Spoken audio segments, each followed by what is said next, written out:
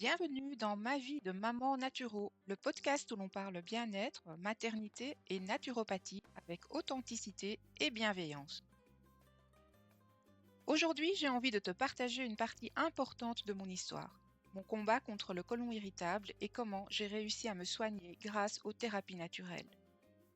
Si tu souffres de troubles digestifs, de douleurs abdominales, de ballonnements ou de fatigue chronique, et que tu cherches des solutions naturelles, alors cet épisode est fait pour toi. Je vais te raconter mon parcours, les erreurs que j'ai faites, mais surtout les solutions concrètes qui m'ont aidé à retrouver une vraie qualité de vie. Il y a quelques années, à 32 ans, j'ai reçu un diagnostic qui a changé ma vie, un syndrome de côlon irritable. À l'époque, je ressentais des douleurs abdominales intenses, des ballonnements permanents, une digestion compliquée et irrégulière, une fatigue constante sans raison apparente. Au début, comme beaucoup, j'ai fait confiance à la médecine allopathique. On m'a prescrit des médicaments pour soulager les douleurs et réguler mon transit, avec des antispasmodiques d'une part, qui ont été très vite suivis par la prise concomitante de laxatifs, mais rien ne fonctionnait vraiment. Au bout de 6 mois, j'ai essayé d'arrêter ces traitements, mais dès que j'arrêtais, les douleurs revenaient de plus belle. Petit à petit, j'ai commencé à me sentir découragée et impuissante. J'avais vraiment l'impression que mon corps ne m'appartenait plus, que je subissais ces symptômes sans solution durable. C'est là que j'ai commencé à me poser des questions. Et si je cherchais autrement? Et si je pouvais aider mon corps à aller mieux de manière naturelle? J'ai alors découvert mon premier livre en lien avec les thérapies naturelles, celui de la doctoresse Kousmine, la méthode Kousmine. Et petit à petit, j'ai changé mon mode de vie en appliquant 3 piliers essentiels. Le premier, l'alimentation, la clé pour apaiser mon intestin. J'ai complètement revu mon alimentation en me basant sur des principes simples mais efficaces. D'abord, éliminer les aliments inflammatoires, le lactose, les protéines de lait, le gluten, le sucre raffiné. Je ne consommais plus aucune protéine de lait, moi qui étais accro aux produits laitiers en tout genre, les froids chocolatés, toutes les sortes de fromages et les desserts lactés.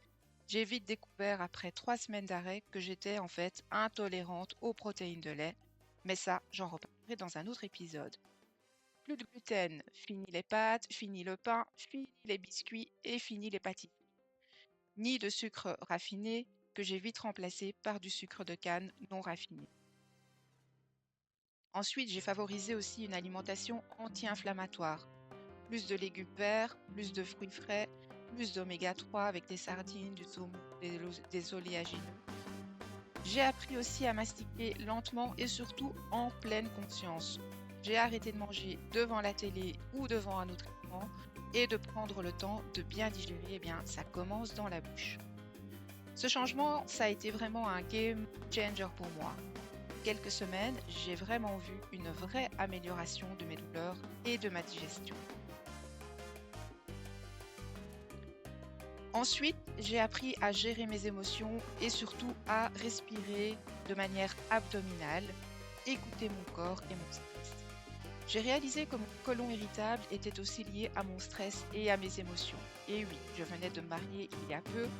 Ce fut pour moi un gros stress émotionnel, car après avoir passé 31 années de vie chez mes parents, j'avais perdu mes repères. J'ai donc décidé d'intégrer d'abord le yoga, parce qu'il y avait un centre de yoga près de chez nous, avec ses mouvements doux pour détendre mon corps, et j'ai découvert la respiration abdominale pour apaiser mon système nerveux. C'est durant ces sessions de yoga que le professeur m'a fait remarquer à juste titre que je respirais toujours avec mon diaphragme. Et il m'a fallu près d'1 mois de pratique pour que la respiration abdominale devienne naturelle. On sait aujourd'hui que l'intestin est souvent considéré comme notre deuxième cerveau et qu'il est directement impacté par nos émotions, et donc prendre soin de ma respiration a eu un effet immédiat sur mon stress et sur ma digestion.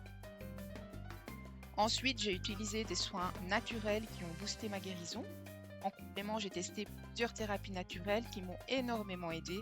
Hydrothérapie du côlon, une vraie recette pour mon système digestif, les ventouses ou le cupping pour relancer la circulation et détendre les tensions abdominales, l'acupuncture qui a régulé mon énergie et apaisé mes douleurs, l'ostéopathie pour libérer les tensions viscérales et améliorer mon transit. Ces soins ont été un vrai plus dans mon processus de guérison et aujourd'hui je peux dire que je vis enfin sans douleur. J'ai aussi utilisé l'aromathérapie, qui est un soutien puissant pour apaiser mon système digestif. Ceux et celles qui me connaissent, vous connaissez ma passion pour les huiles essentielles qui, depuis lors, fait partie de mon quotidien. En complément de l'alimentation et des soins naturels, les huiles essentielles m'ont énormément aidé et notamment pour calmer les douleurs, réduire les spasmes et améliorer ma digestion. J'ai principalement utilisé deux huiles essentielles, l'amande poivrée, qui est vraiment l'allié anti-spasme. C'est une incontournable en cas de troubles digestifs et je l'utilisais essentiellement par voie orale en mettant une goutte soit dans une cuillère de miel ou sur un morceau de sucre après les repas pour faciliter la digestion et réduire les ballonnements. La seconde huile essentielle que j'ai utilisée, c'est l'estragon. C'est l'huile essentielle aussi anti-ballonnement. Elle est géniale pour calmer les spasmes digestifs et réduire les ballonnements.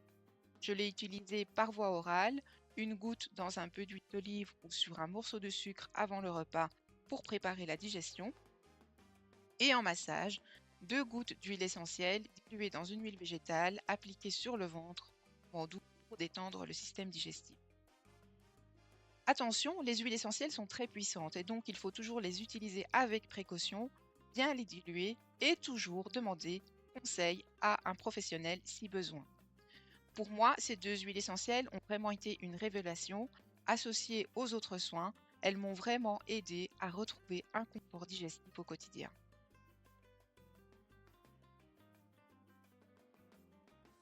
Si toi aussi tu souffres de troubles digestifs, voici mes meilleurs conseils pour retrouver du confort au quotidien. D'abord, l'alimentation, c'est le premier pilier. Adopte une alimentation anti-inflammatoire et évite tous les aliments irritants. Ensuite, prends le temps de manger en conscience et de bien mastiquer. Tu verras, ça change tout. Écoute tes émotions et aussi apprends à respirer avec ton ventre. Le stress joue un rôle énorme dans les problèmes digestifs et la respiration abdominale aide à mieux gérer le stress. Essaye des soins naturels, même petit à petit, massage du ventre, acupuncture, ostéopathie. Suis ton intuition. Bouge ton corps doucement parce que la sédentarité, elle aggrave souvent les troubles digestifs. Et surtout, n'oublie pas, chaque corps est différent, donc il te faudra tester, ajuster et surtout écouter ce qui te fait du bien.